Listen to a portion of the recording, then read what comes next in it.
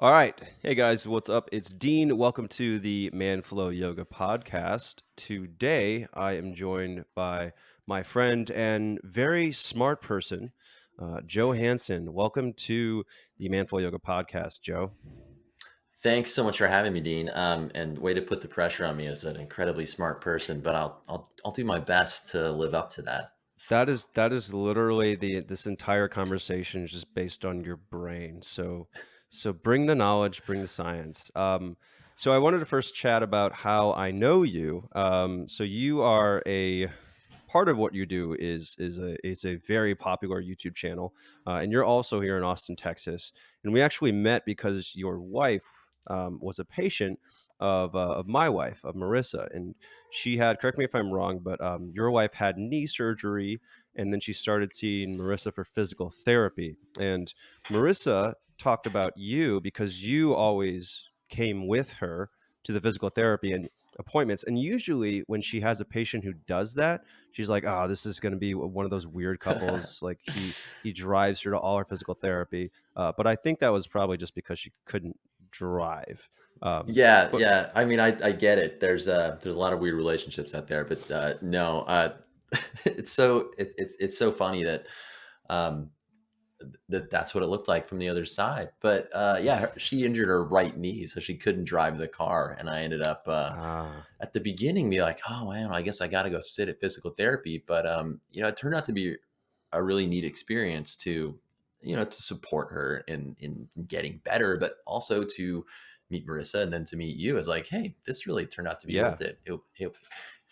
Yeah, I just sat there in the corner and brought my Kindle along and go through whatever book I had at the time, and it actually worked out for me pretty well too because um, I got some my own physical therapy over there for my little aging broken body too. But so it was a nice. win for everybody.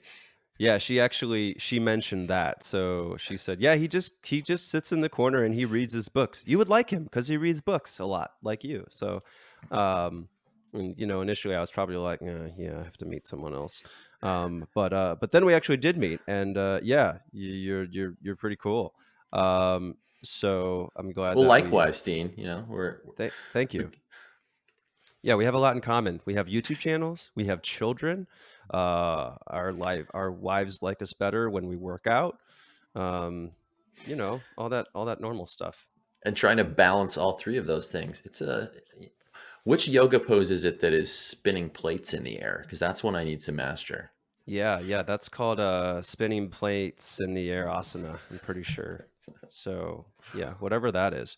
So, anyway, so you have a YouTube channel that is partnered. You'll have to explain the exact details, but partnered with PBS Digital Studios. You have about 4.5 million subscribers on there, which is about 2,000% more than I have. So that's pretty cool.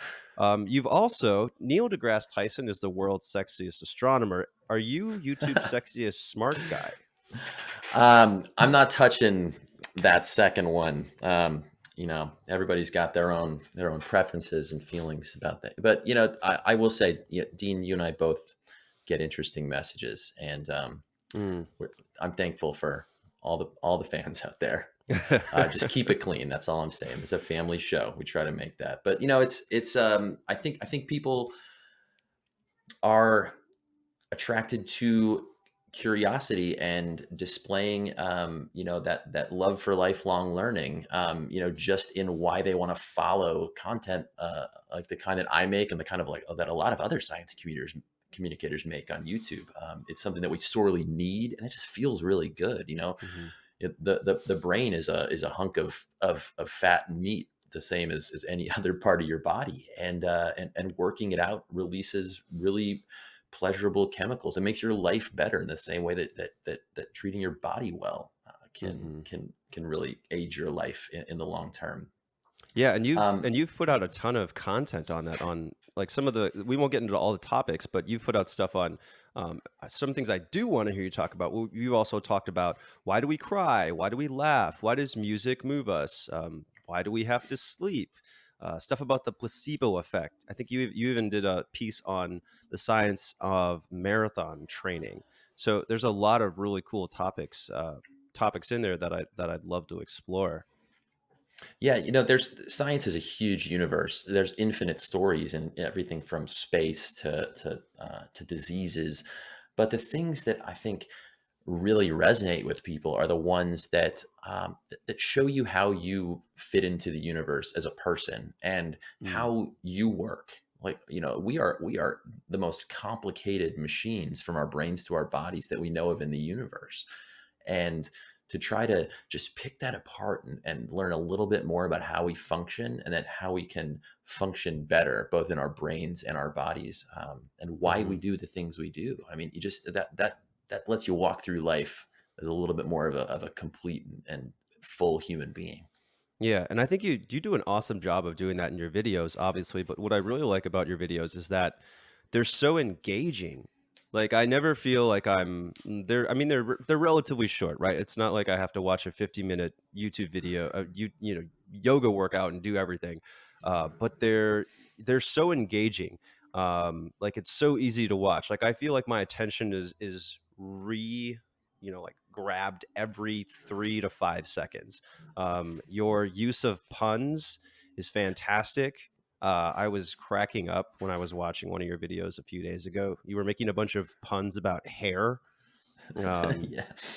there you and you had a pun meter that was going on in the video too.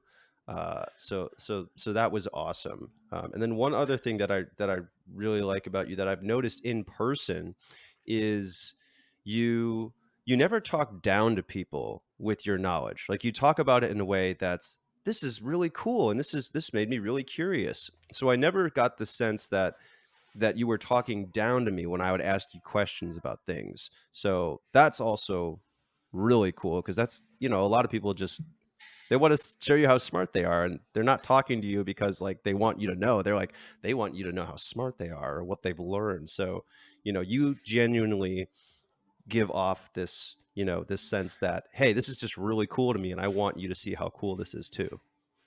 Exactly. The mission is to share my journey of how excited I was to learn that thing and to say, come and join me on this story and experience that fun of learning it. Not for me to just inject all the facts into your head, but to take you on a story so that you can experience that excitement. And that's where the humor and the engagement comes in, because it's not about, for every single question and topic out there, sure, somebody might already know the answer that clicks on that video, but we all are going to have that first moment when we are exposed to a topic. And I want everyone's first moment, if they're sharing it with me, to be the best possible moment, not to be one of those boring moments where you're just being lectured to in school, but one to say, hey, come learn with me and I'll show you how much fun it can be. And so Mhm. far, I guess we're doing an okay job at that. And Yeah. Like, if I were a teacher, I would probably show your videos like, okay, I don't want to talk for the next 10 minutes, so we are going to listen to Joe talk about this topic. So you were talking about, so this just brought up a question for me, but how did you develop this relationship with PBS? Like, how did this all come about? Because that's really cool. You have a show on PBS. You don't just have a YouTube channel. You have, like, a show at PBS, which is really yeah, it cool. sounds pretty important, doesn't it? It does.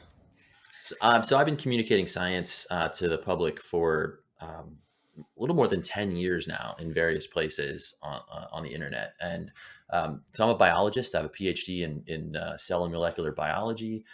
And in graduate school, realized, there's a real gap here about what I understand about why I do what I do and what I do and why it's important, and just what normal people understand about, why they should fund it, why it's important, why society should do these kinds of things, why it's fun to know about this stuff.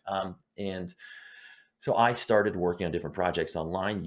Social media was blowing up for the first times. It seems like ancient history, but utilizing these new tools to reach people, because I knew there were people out there that were curious about this stuff and wanted to know this stuff, but they just weren't being reached in the old ways of doing things. They're not turning on television and watching science shows. There's no science in the news. Nobody even read the newspaper anymore. Mm, So this was we were it was looking for new ways to do these things. So it was blogs, it was Tumblr pages, it was Facebook, and growing and growing and growing and experimenting with new ways of doing this. And YouTube I mean, it was just this incredible potential for reaching the entire planet Mhm. of curious people on something they can carry in their pocket and telling them really interesting stories. So I was lucky enough to actually get an email from PBS one day, from work I had been doing, and had grown a pretty big audience of millennials and younger people online, saying, "Hey, have you thought about doing this on video?" Like the PBS. I grew up watching Mister Wow. Rogers and Sesame Street and all of these shows. Like, this was what made me. And now we watch Bob Ross and stuff as an adult. So you keep it going. Mhm. But it's this was to continue on in making content for this incredible, I just like foundational organization of teaching people in America and now around the world. Um, was a real privilege. And like, they're amazing people to work with.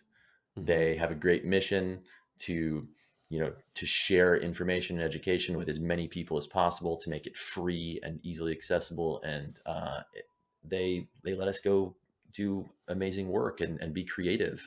It's such an awesome partnership, and um, public media just rules, man. People got to keep supporting it. Yeah. Well, good to know when donation time comes around again to support that. So Yeah, something I don't have a tote bag or a coffee cup I can send you, but I you might. definitely want a coffee cup, just with your face on it. That's it, though. Okay. Just remember to be smart today, or something like that. Hey, idea. Anyways, so something I've stuck out while you were answering that is this idea of bridging the gap, and I think that's so important because most people, like for me for example, like I'm pretty dedicated to my fitness, and I've learned a lot about fitness, but most people aren't where I am, so we have to be able to bring it down. Not bring it down, we have to bring it over. We have to be able to bridge the gap, because if you just start like, here's what I'm working on right now, I'm doing handstands and I'm deadlifting 400 pounds, and if we just bring that over to someone who's, hey, like, I want to get healthier but I don't know how, it's just going to go like, that's just completely uninspiring. So it's so important, and I'm glad you're, doing such a good job of it, but you're bridging that gap between, I have a PhD, to, hey, I just want to learn more about, how does my body work. So that's really cool. Do you want to talk any more about that? Yeah, I mean, I went to school for, let's see, 20 years. I mean, uh, you That's a know, lot. yeah, it's longer than I've done anything in my life. But I just got more experience, and I speak a different language, right? I'm not a different kind of person. I've just I'm at a different stage of learning, and Hmm. anyone can enter that pathway wherever they are, and their endpoint might not be the same as mine. Hmm. I'm not totally interested. Like, my main goal is not to create more scientists that are working in labs in the world, but to create people who love science and use it as part of their decision making process in their Hmm. lives, with their own health, with their voting, with their families, with Hmm. what they with the choices that they make. And it's a create more scientifically literate people. And so your endpoint might be very different. And I think I can totally see that parallel with people's fitness, because everyone's entering from a different place, and people might ultimately have different goals. But you're equipping them with tools and perspectives in order to create their own Hmm. journey. And So that just made me think of, I don't want to get like too, I don't want to talk about a specific topic, which because as soon as you introduce a specific topic, it turns you off, like, oh, I'm on this side, you're on that side, and I don't need to hear anything you say. So I would, however, like to, you are a scientist, you are in scientist world.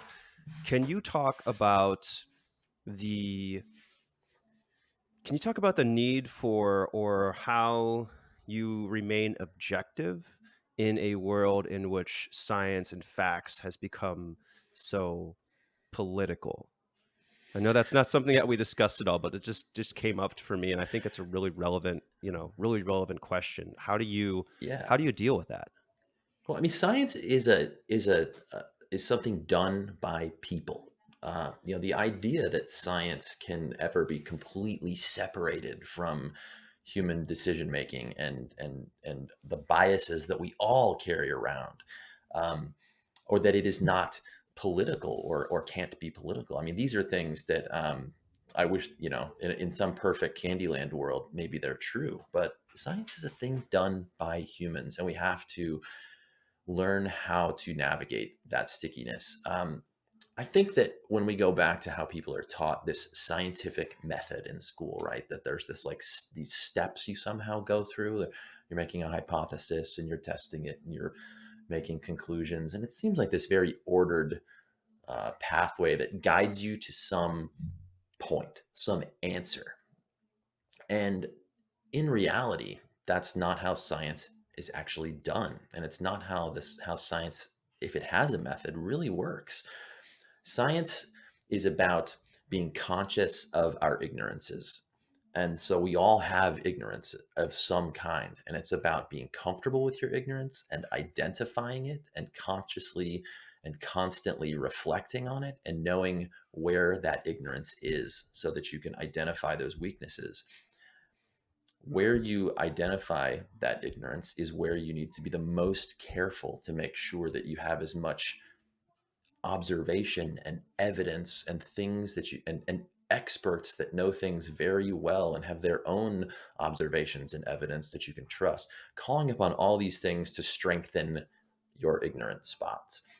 And that is really what underlies the scientific process and method, because Mhm. scientists are testing each other. They're testing each other's evidence to make sure it holds up when it's done, when it's repeated another time. You know, there's a ideas sort of survive by evolution and natural selection. Like, we have people talk about peer review. You can use this as an example. Like Mhm. an idea goes out there and other people look at it and tell you how good it is and whether it deserves to be published. Well, that's one step, and that's a great filter that keeps a lot of BS out of the system. But some stuff makes it through, and we know that. How many times have we heard chocolate causes cancer, and then chocolate cures cancer, and then chocolate causes cancerous cures? It's so confusing to keep up with what does what. Mhm. So some of those ideas might make it out and they aren't, and maybe they don't pan out. But then there's this natural selection of ideas, that only the good ideas that are actually useful, that can actually lead us to new ideas, are the ones that survive. And those are the ones that are real. If we can get close to ultimate truth in the world, and like we can get, that's a very philosophical question. Mhm. It is about getting ideas that we can use to create new ideas. And Mm. science is the best tool we have for doing that, because it only allows the best ideas to survive. That's cool. I've never heard that before. I don't think, at least explained like that. So that's awesome to hear. And I wrote this down. Science is about being conscious of our ignorance. I like it. So the more the more you know, the less Yeah. you know. No, I mean, scientists are some of the most humble people. Well, most of them, when it comes to realizing what they don't know. One of the biggest things scientists can do is be comfortable in not knowing. Like to say, Mm. I don't know, and not to have that to be a scary moment, Mhm. but have that be an exciting moment, because Mm. that's where the science begins. If we knew everything, we wouldn't have anything left to do. Right. Cool. All right. Well, thanks for answering that. I'm going to ask you my next question. So, as a very smart guy who knows a bunch of stuff, let's just talk about a few things that we humans should be aware of when it comes to our overall health and happiness. What are some habits, some mindsets, some practices, beliefs that can help us be happier, healthier, and more fulfilled? Just feel better about ourselves. One thing that I think is a huge trend today, that we're all seeing more and more conversation of, and they're all becoming more aware of, is that there is no one answer to this, and just becoming more accepting of that, of how varied the human experience is, how varied human minds are, and human bodies, about that there is no necessarily right and wrong way to reach these ideas of health and happiness and satisfaction, because people are coming from completely different starting places. So I feel like the starting point for any of these, and the idea that I try to keep in my work all the time is one of kind of empathy and awareness of who I'm trying to reach, and understanding what starting point they're at. You know, who are they? Like, what's motivating them? How did they become the person that they are today? Because I think that really affects what we can do with the messages that we try to send and the stories that we try to tell. Um, yeah, another thing that people, so one of my least favorite like science headlines, and these sort of, you know, these clickbait kind of level Mhm. science stories that goes out there is such and such can change your brain, like it's some sort of like magical power that all of a sudden, like Gonna coffee or cross my mushroom next question tea. off this list. um, but the reality is that everything changes your brain. Having Mhm. literally, you know, the cup of coffee you had this morning, you know, the TV show that you watched yesterday, everything changes your brain, and it's a reminder of how adaptable we are. And there's a term for this. It's like plasticity. You know, we have plastic brains. This is the term neuroscientists use for Mhm. your brain's ability to rewire and adapt and make new connections. And that changes as we get older and things like that. But keeping this in mind, that everything you do can and does change your brain, makes you, I think, more and more conscious of making uh, of practice and habits and goals and having these sort of long term priorities in order to sort of maximize, you know, burning the right things into your brain, Mm. but So also how difficult you it can are be to what you change too. do in a way. Yeah, you know, yeah, definitely. Um, and I, you know, I sort of touched on this next one when talking about, you know, being aware of our ignorances, and, you know, turning looking for those positive moments of ignorance where you don't know things. But we all come from these places where we have blind spots, and, you know, the human mind has a lot of like Achilles heels in terms of the biases that we carry along, the mental shortcuts that we've evolved to make. You know, for instance, you think you're making decisions based on the best information out there, but subconsciously, so it's something you know, none of us are conscious that we're doing. We often and perhaps always will have a tendency to please our group, whatever group Mm. you might identify that with. You know, it might be, you know, we're proud of being Austinites. Like, that's a group and that's an Mhm. identity.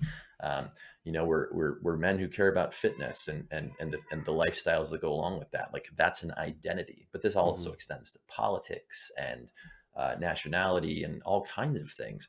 And we all unconsciously are pulled to these shortcuts. And so being conscious of them, and what psychologists and scientists have become aware that we can be pulled and tricked into, can help you see those blind spots of things like motivated reasoning Mhm. and the biases that we carry along. And that's one of those important sort of corrections and course corrections you can do to keep yourself on a path of reason and what is real.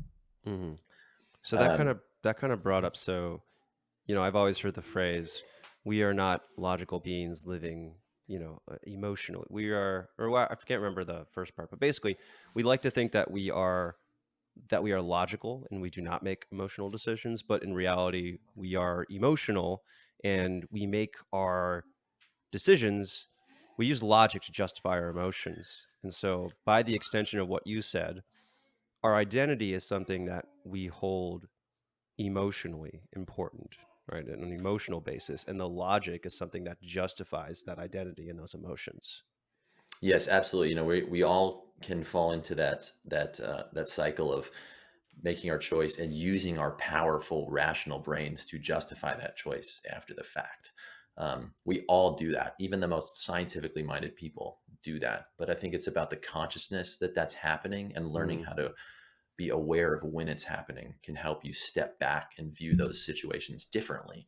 And no one's perfect in that regard. Hmm. And how many times have you been in an elevator or been sitting in a crosswalk, and you decide to tap the button again because the door's not closing fast enough, or the walk sign's not coming on? Hmm. Well, it's well known that, like, many elevator door buttons don't do anything, and that many crosswalk buttons are completely disconnected from actually making the sign change. It's just on a timer. Hmm. but we do that because it's an active thing that we can feel like we're having this control. It's a cognitive bias, and we Hmm. don't notice it. Gotcha. I have a Okay. video on this that people should check out about why we used to blow on Nintendo games.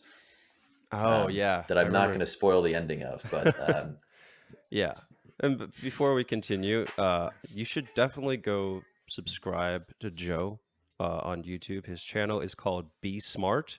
Formerly, It's Okay to Be Smart, but It's Okay to Be Smart was long.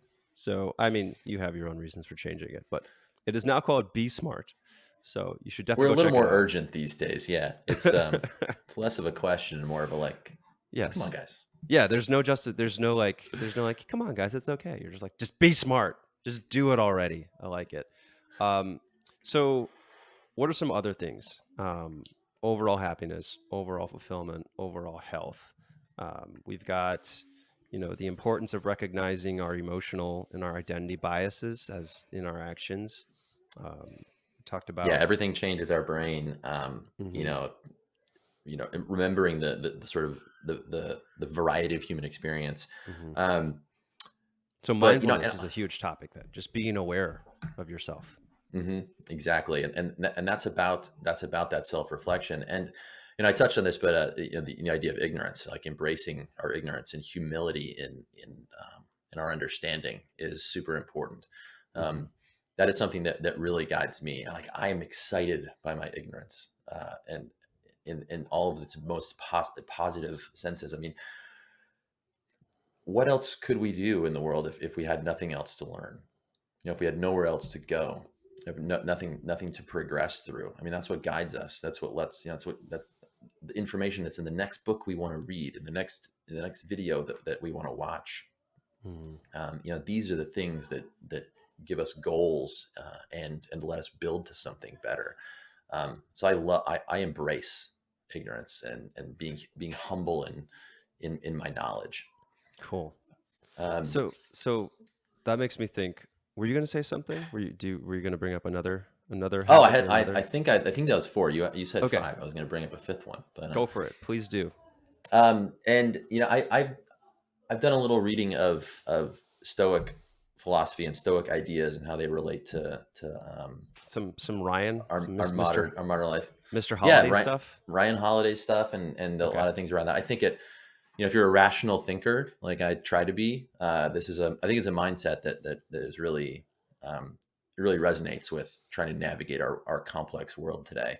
Um, but of the many ideas in there, as a dad, one that really resonates with me these days, because we're so busy, and we're drawn in so many different directions, is this the saying memento mori, which Mm, is remember that you will die.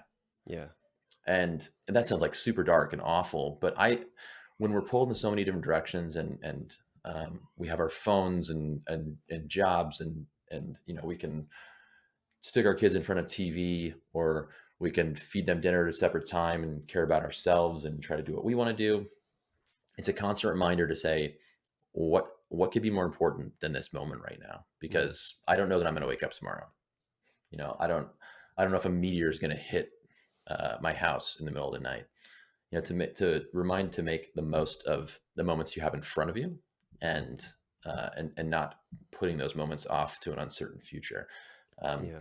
I think it's been a really good priority perspective changer, as a dad who's busy and has a lot of stuff that I could be doing at any moment. Hmm. Yeah. That's great. So that brought up that question for me. I was already going to ask this, but this brought up the question. So there's so many great ideas from books, right? So I have tons of those Stoic books. I met Ryan at a book signing, made him sign all of my books. Um, I was telling him all about how well my first book, Yoga Fitness for Men, had done because of what I read in his book, the perennial bestseller. And he just wrote, "Don't let the results go to your head," like right in the intro, as I was telling him about how great it was. I'm like, gosh, thanks, Ryan.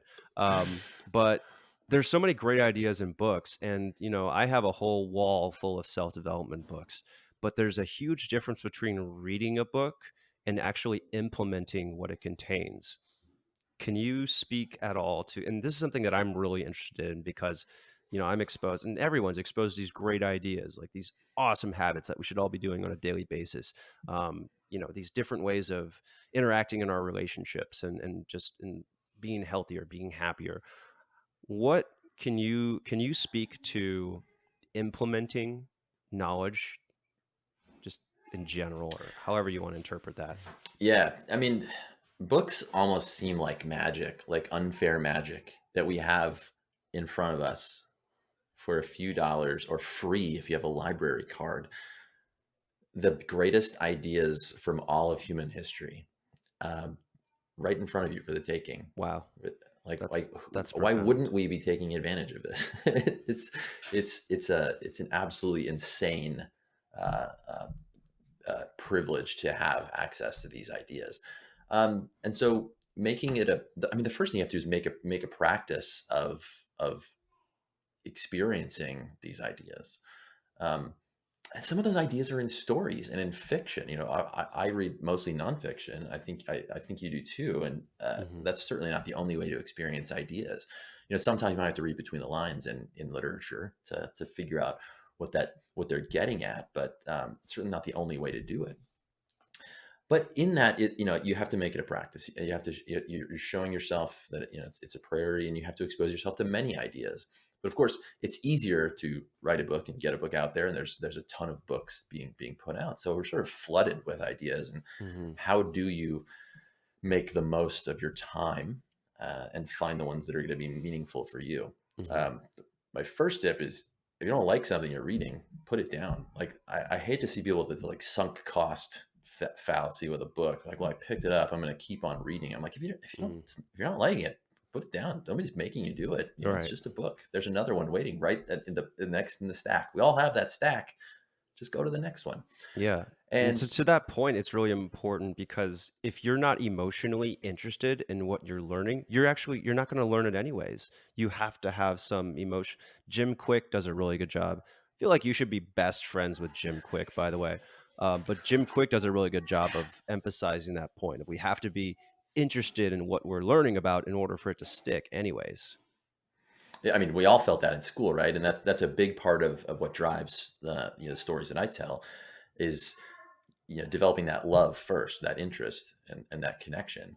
Um, and beyond that, for every new idea that I try to expose myself to, I'm really big on going back to ideas of old, and that can be different. That can be something from the 60s or 70s or 80s at this point, or it could be something from the 1700s.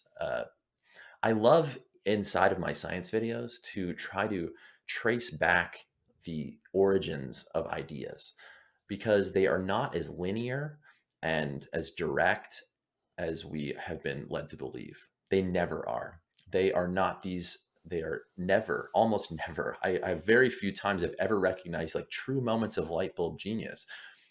They are built from smaller ideas. They depend on random and confusing events.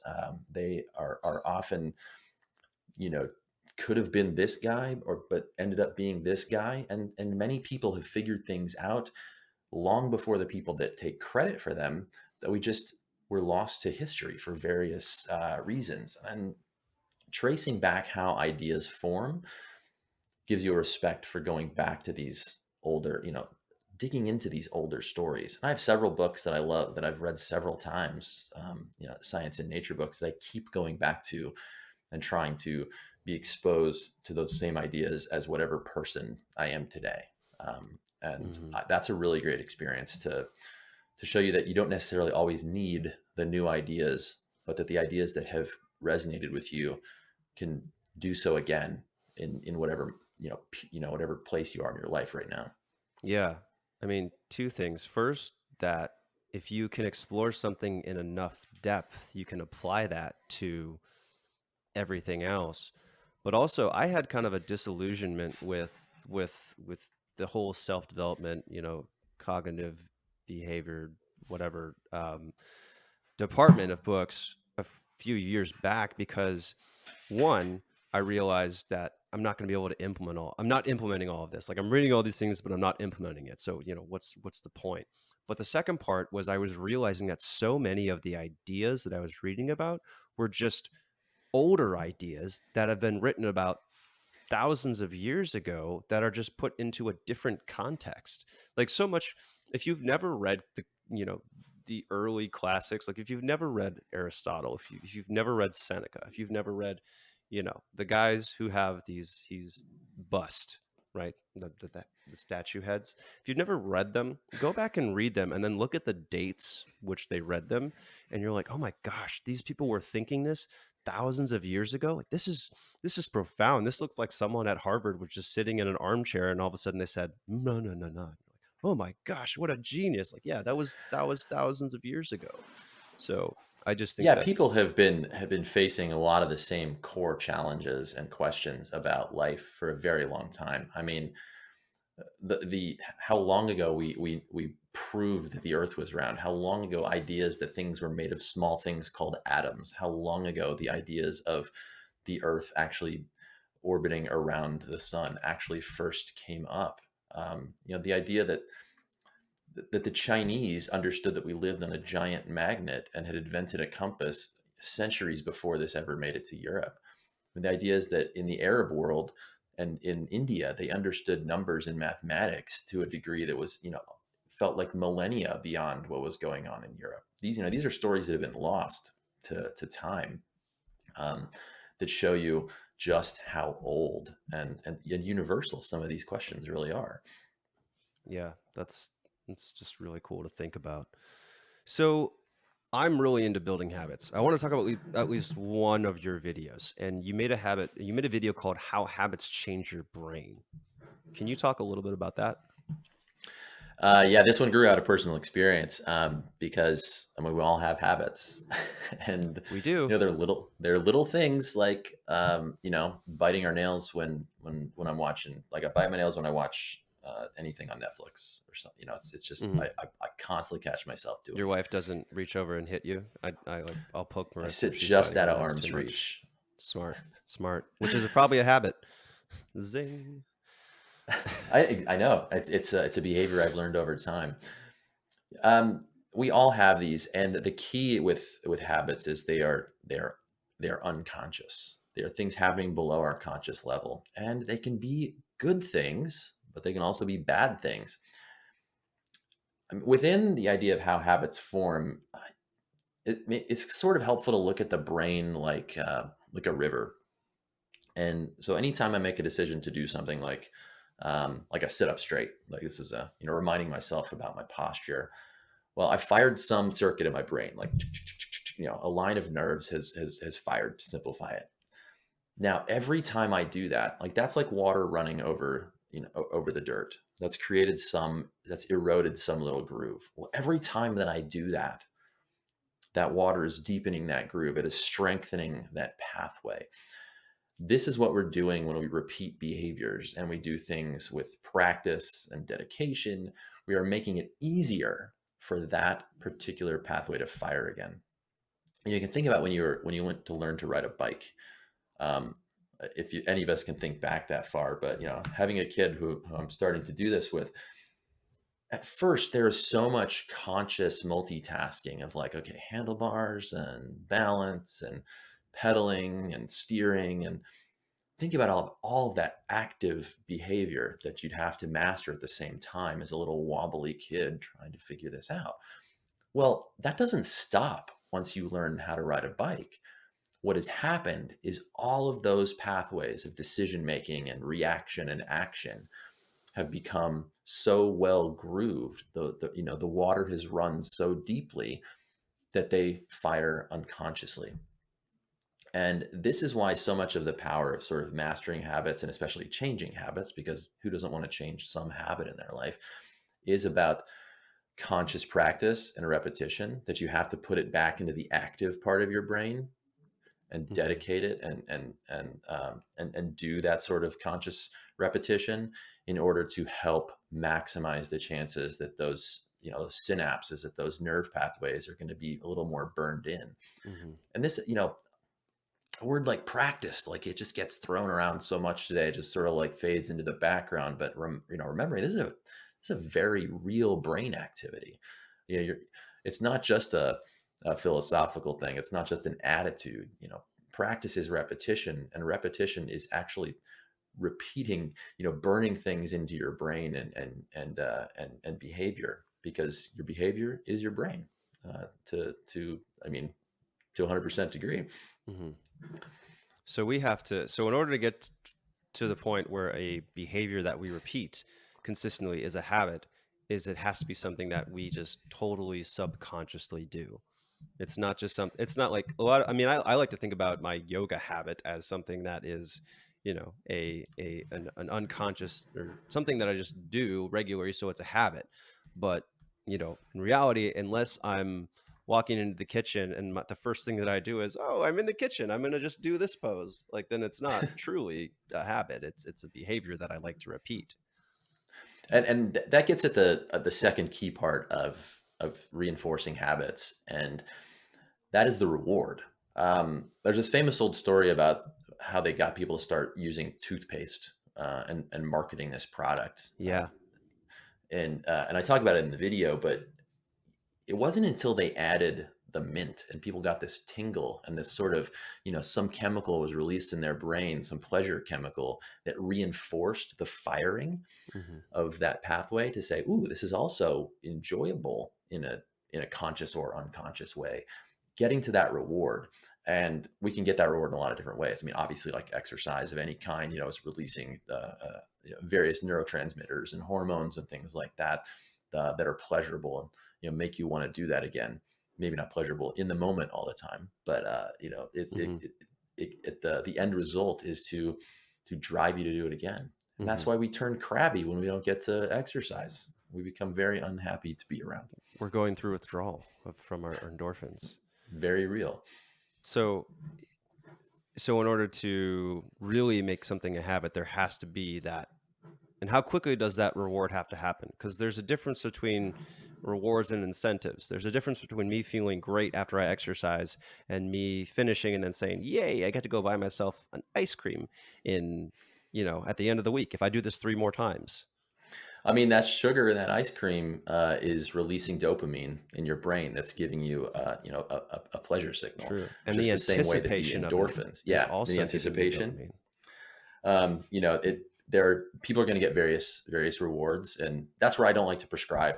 What should drive you and what should be your goals. Mm, If you want to be fit to move and to feel happy and healthy walking around your house, that's great. I mean, I want to be able to pick up my children when they're bigger and not hurt myself. I want to be able to go for a hike or a run whenever I feel like it. I want to be able to just not hurt and maximize my chances for being healthy. But everybody's going to have different goals there. mhm, Um, and throwing away these ideas of you have to do something for 10,000 hours before you're good at it. These are frankly, nobody knows exactly where these myths have come from. I think it's like a study of violin players or piano players that sort of bubbled up to the surface, and then they started applying this number to everything else. hmm, um, but the amount of time for any task between different people and how and what that reward is, it is so varied, and that's why it's so difficult to put one answer on things like this. But again, if you are conscious of what's happening, if you know a little bit more about yourself, then maybe you can notice as these things are happening to you. mm. That's awesome.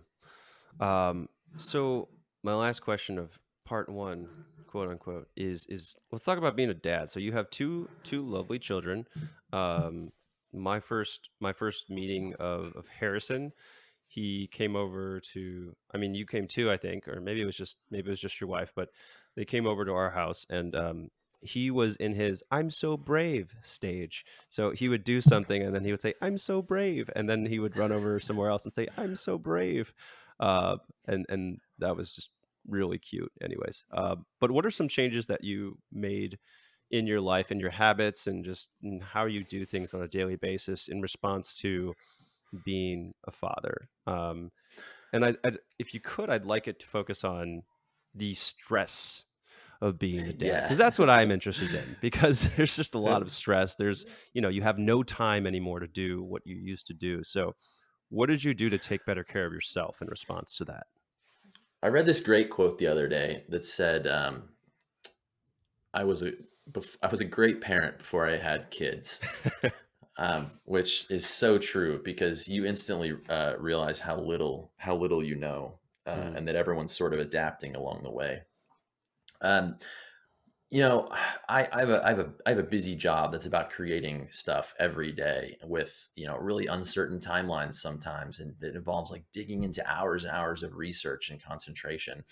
Um, that change from being able to have complete and total personal freedom to chase whatever my favorite idea of the moment was, and frankly, to get out of that selfish mindset of like I have to learn how to accept that my life is about other people now, and balancing those different um, those different draws on our time, because those are very real and they can lead to very big stress. Especially, we're business owners too, right? Like, we make our own life in the work that mhm, we do, and it depends directly on that.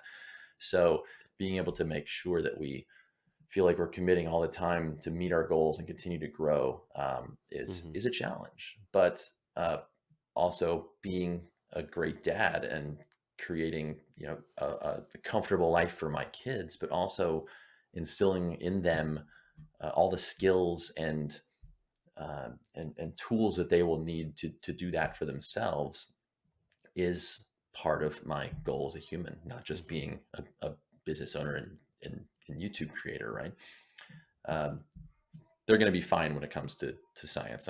That's not a problem so far. We go out in Yeah, the yard and look for bugs all the time. nice. But dealing with that stress, it's there's a few things I have to continue to remind myself to do to take care of myself, and maintaining uh, my fitness, and maintaining those habits, things that I know that bring me joy. Like I get joy from learning, so I got to make sure I'm still making time for my practice of reading and just learning for my personal enjoyment. Um, but also taking care of things like sleep and rest and Mhm. recovery, and spending time purely just with my children and family, and not um, it's a little bit difficult when you work on the internet all the time, and you're uh, to maybe say, maybe my free time doesn't need to be about that thing that I use for work all the time. Productivity is just one swipe away. Yep. Yeah. Here's a new app that can help you with your productivity. Oh, good. Yay, more. How long did it take for you to figure that out, that you had to, like, actually take care of yourself? It's about being, sort of conscious about why I would feel tired or down or frustrated, or reflecting on moments of stress. So, one thing in our relationship with Bethy and I that we've gotten so much better at over time is being conscious of stress, and Hmm, and getting better at discussing and communicating to get at the root causes of it. Because talking through those things, things that we've both done in experiences like in therapy and through reading, but through practicing with each other, mhm, about realizing that it's often and almost always not stress of the moment, and perhaps the specific thing in front of you that's taking the effect, mhm, but identifying what the cause is, and that might be exhaustion, or not communicating shared responsibilities, or making up for when the other person's gas tank is a little bit lower. So you mhm. learn how to read these things both in the past and anticipate them in the future.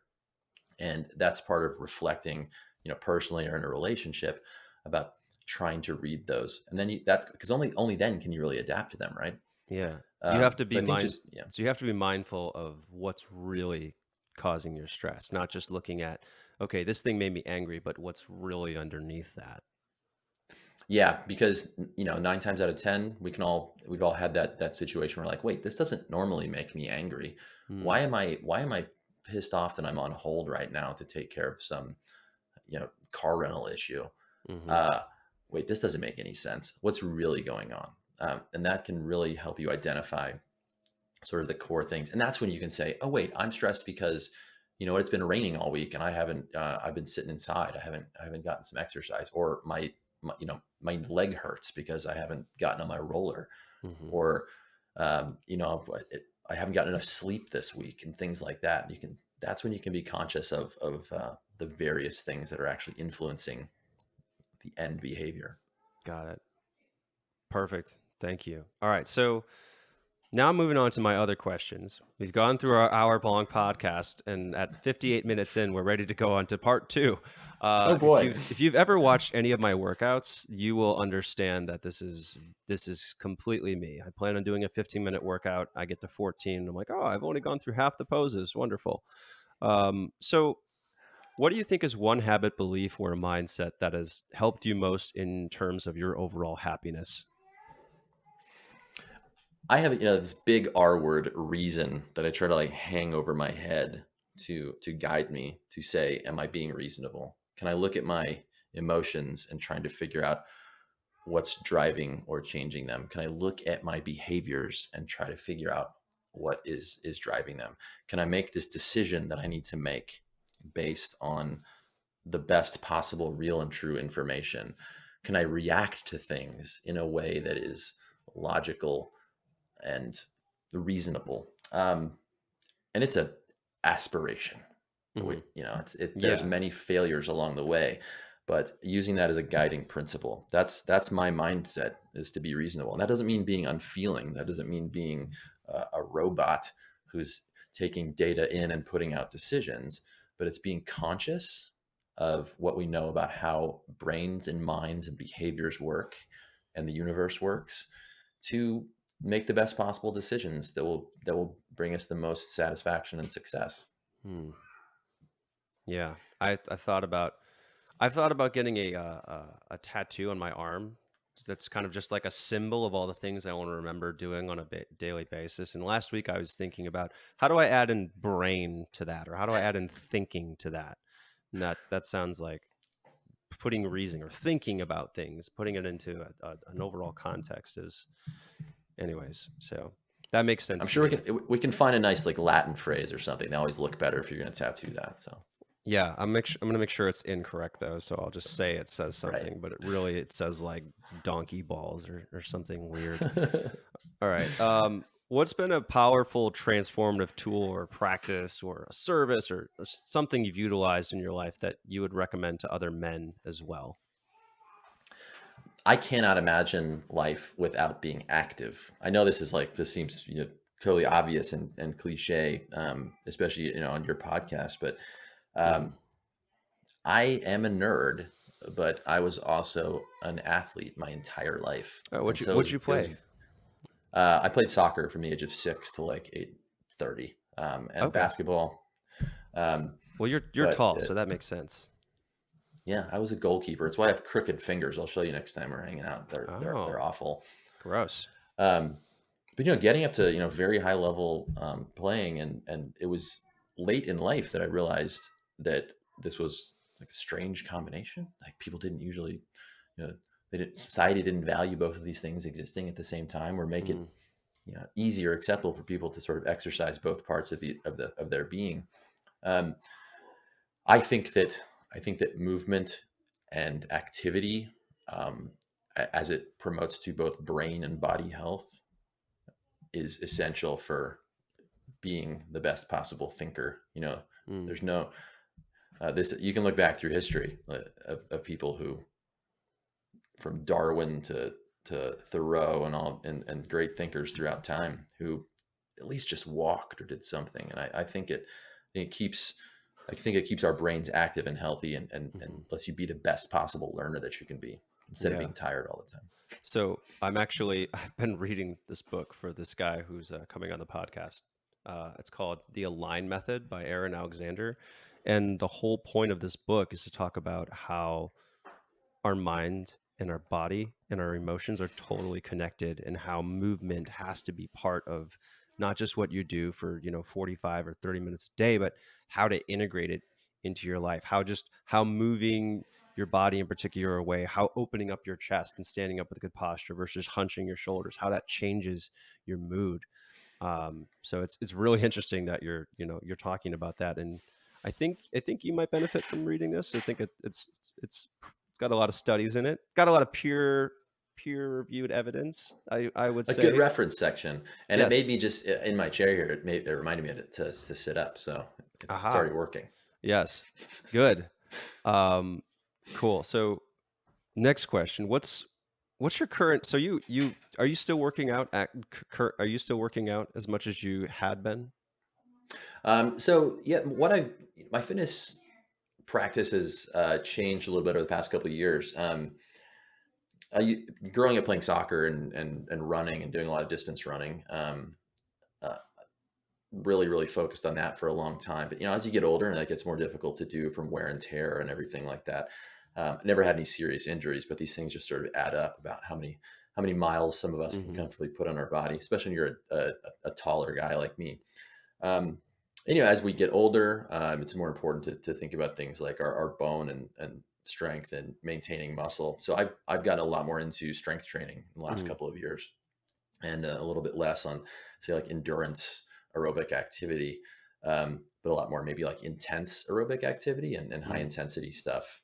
So that's been really great. It's being a make sure Also, I usually do some sort of strength training 3 times a week, and then either smaller runs or even just getting out for like recovery, like walk days and stretching and yoga on the days in between to try to maximize that recovery, because Mhm. that also gets a lot harder very quickly as you get older. And I'm 40 now, so I'm learning that the hard way. Yeah, I mean, So it's everybody. There's certainly people out there who know this, but you get to a point where you feel like you're doing as much work to be able to continue to work out at some points that as you are on the real stuff. But yeah, lifting heavy stuff and doing a lot of doing as many complex motions. Really gotten mhm. into kettlebells lately. I feel like that's like a feels very functional. A lot of compound movements that Yeah. that integrate a lot of the nerve firing and keeping that thing that sharp as aging starts to pull on it from the other direction. Mhm. Yeah, so I can attest. I went back and I looked at some of your YouTube videos from like 10 years ago. You were quite skinnier than you are now. So yes, I Yeah, can. when you're putting on marathon and half marathon training uh, mileage and riding a lot of bikes, you start eating yourself from the inside out. So Yeah, strength training is an important part of that. yeah. I've also I was doing a ton of yoga when I was younger. After I finished with my lacrosse with my collegiate lacrosse career, I started doing a bunch of yoga and I was teaching a lot of classes. And I looked in the mirror one day and I was like, "Whoa, we got Where did I skinny." go? Yeah, like I put on probably 25 or 30 pounds since I've been at my skinniest since then. But yeah, definitely feel a lot better with strength training and also with having a little bit more fat. Like, I look at some of my photos when I was 4, 5, 6% body fat, and and yeah, I look really cut. But I also look at it and say, wow, I look almost like skinny and unhealthy in this. And I just remember being angry every 3 hours because I was literally running out of body fat to eat. So Very hangry. Yeah, I've one of the best things I've done is I think somehow I've I've let go of the aesthetics and concern about stuff like body fat. A long time ago, I accepted, even when I was running like over 100 miles a month and doing 30-40 mile bike rides and playing soccer. Like, I was never a cut guy, because you realize we all have different genetics, we all have different backgrounds, we all have different capability to do that. And focusing on feeling, and what do you, how resilient am I, what's my strength, like how can I get through my day, can I do the things I want to do. mhm. That's a much more satisfying goal, because you can find, in my experience, you find the answer that's right for you, instead of saying we all got to look like Dean with his broad shoulders, wide chest. Well, you too can ruin your shoulders and do lots of bench press between your 19 to early 20s and then spend 5 years fixing your shoulders through mobility work. So there, it's an option. Um, yeah, my trainer likes to ask me, or when we were first starting out, he was asking me, horny, healthy, and happy. Are you waking up horny, healthy, and happy? And those three things are a just a good indicator of, hey, what's your fitness like? So Yeah, those are readouts of our hormones and our chemicals and our biology. And that's what we're made of. now I know why. Thank you. All right. So, what's one thing that you do for your health that you believe is overlooked or undervalued by others? This is so obvious, but I really try to take care of my sleep. And I think more people really need to do this. And I know this is repeated constantly, but we know from surveys that people still do not are chronically under rested, that they are getting poor sleep through their habits and behaviors, and it's an epidemic, and the stresses that it can lead to are very serious and can lead to really can lean you at least to some really negative health outcomes. You're not gonna guarantee it, but it's really not going to help you. uh, Yeah. you Well, we know we come from a it's we come such an from a important. generation that values less sleep. Like I know when I hang out with my mom, she'll do, she'll talk about me in a way that's just talking about me as she remembers me, but she's bragging about it in a way. She's saying like, "Oh, well, you know, you never needed much sleep. You were always ready to go." And she'll specifically say, "Oh, well, you don't need much sleep. You wake up early." And I'm like, Yeah, was I "No, I ready to need a go or were lot you of ready to sleep." go, mom? Yeah. Yeah, like yeah, but there is that, the generation that preceded us, I think, severely undervalues sleep, and that lack of sleep is awesome, or is often seen as a badge of pride rather than what it is, which is a severely negative impact on your health. Yeah, I mean, this goes back in at least American Western culture to like Edison. When they were inventing light bulbs and trying to electrify towns, like being able to have lights on at night was a mark of human progress. And sleep was viewed as weakness, and that idea Mm, has carried on. Just a couple centuries ago, people did not sleep the way that we do. They would go to bed much closer to when the sun went down. They'd often wake up in the middle of the night, and they would go to sleep again. But our bodies were much more in tune to the natural day and night cycles, which is an ancient neurological cycle that exists, down to single-celled creatures, mhm. is following cycles of day and night. And that feeds our hormones, that feeds our digestion, it feeds our energy levels, it feeds your ability to recover and repair, like to remember things, to learn. I mean, everything is based on, it has some root in these cycles. So we've gotten away from that, and um, staring at big bright things at night doesn't help. We have, you've got deep circuits in your brain that can't tell your phone from daylight, and are affecting our chemicals.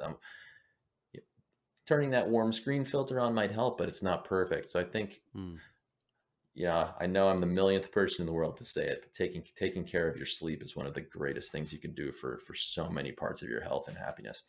Well, hey, one more person saying it will hopefully influence us to This is going actually to do do it. it. This is going to push it This over is the edge. this time it's gonna make us sleep more for sure. Um, what do you think is the biggest challenge facing men and their well-being right now? Um, well, this has certainly only been accentuated by the pandemic, but the ability for men to make and maintain relationships, um, I think it's highlighting how difficult that can be for many people, because men have a tendency for their relationships to be built around activities and shared interests, and be centered around something, and then the relationships build around that. They aren't always organic, or they aren't built from the other direction, where you build that relationship and then you find some activities and stuff. So it's like, you're friends with the guys in your fantasy football league because you're doing that thing together. You're friends with guys at the gym because you're doing that together. Mm. And we have not as many of those opportunities. Um, that's a big challenge, and especially as people spend more and more time, um, online. There's certainly ways, and really good ways, that people can build and maintain relationships online. Technology can be a good there, but it can also make people more isolated. Mm. I think that's a challenge for everyone right now, but one that's just been a little bit more highlighted for men. Um, and but I think that there's more of an acceptance, or an incredible trend towards promoting and being more recognizing more about mental health. And um, I'm seeing a lot more, men are a lot more comfortable being vulnerable and speaking about the things that challenge them. Hmm. Some of the negative macho ideals are fading. Uh, you know, if we, if we generalize the bell curves of male and female experience, right? These are very different experiences throughout life, and people fall in various places along that. But um, recognizing those differences and our own experiences in that, and speaking about them, has become, there's just, it's safer to do so. And I hope that continues, because again, people need it now more than ever. Hmm. Yeah, that resonates with me a lot. One of the reasons I actually started this podcast was because I just wanted to have more conversations with people. So, like, yes, I'm here because I want to help other people learn about these ideas, and I think this is a good way to create content in a different way than I'm used to. But also, I want to have conversations with my cool friends and just discuss things and discuss challenges that we're going through and discuss, like, how do we deal with that. So that makes total sense to me. And also, I think that, just kind of piggyback on what you say. I think that men, I mean, we know that men are different than women, but also I think that men in general reach out to other men less than women reach out to other women, but we do need, we need to have those connections as well. We need to, we need those interactions. So, I guess sometimes we justify them based on interest and based on activities. But, they're important. So I'm glad you brought that up. And we all have room to improve. And the fact that we're talking about it is a great step in the right direction, because um, there's no great honor in suffering. Mm, um, you know that's not what courage and strength is about. Strength is about figuring out techniques and support to get through something. It's not about the suffering mm. itself, and there's no honor in that. Got it. See, I thought it was you just carry as much as you possibly can until you throw it off in angry rage and yell at everybody. Yeah. No? Just talk to a mother about that sometime. Okay. Mother of a young child, about carrying heavy things all the time, carrying the world on your shoulders. Yeah, I've seen that. Um, so how can people learn more about you or just follow what you're doing? You have a Patreon, you have a YouTube channel. Where can people go to find your best content? Head over to YouTube, type in Be Smart or type in Joe Hanson. You will find the channel. Hundreds of videos waiting for you. I'm on social media at Dr. Joe Hanson, Dr. Joe Hanson, PhD, not MD, not that kind of doctor. So don't send me those questions. Yeah, and you can get links to the Patreon and how you can support the work we're doing and everything there, and all the stuff that I'll be doing in the future, because this won't be it. Yeah. Cool. So we've already discussed how important it is to support public education. So please keep that in mind. Um, Joe, thanks a lot for having me. Wait, no, I had you on the. Thanks a lot for joining me here on this video chat device. I'm looking forward to seeing you in the near future. Vaxxed and boosted. Thanks for having me, and I hope everybody stays happy and healthy out there. Yeah, awesome. All right, thanks again, Joe. I'll talk to you soon, guys. Thanks for Okay. listening. Hope you join me on the next episode of the Manful Yoga podcast. If you like that episode, check out this other one right here. I think you're really going to enjoy it. If you haven't subscribed, click this subscribe button over here, and you can listen to the full episodes on any major podcasting platform. Full details below in the description.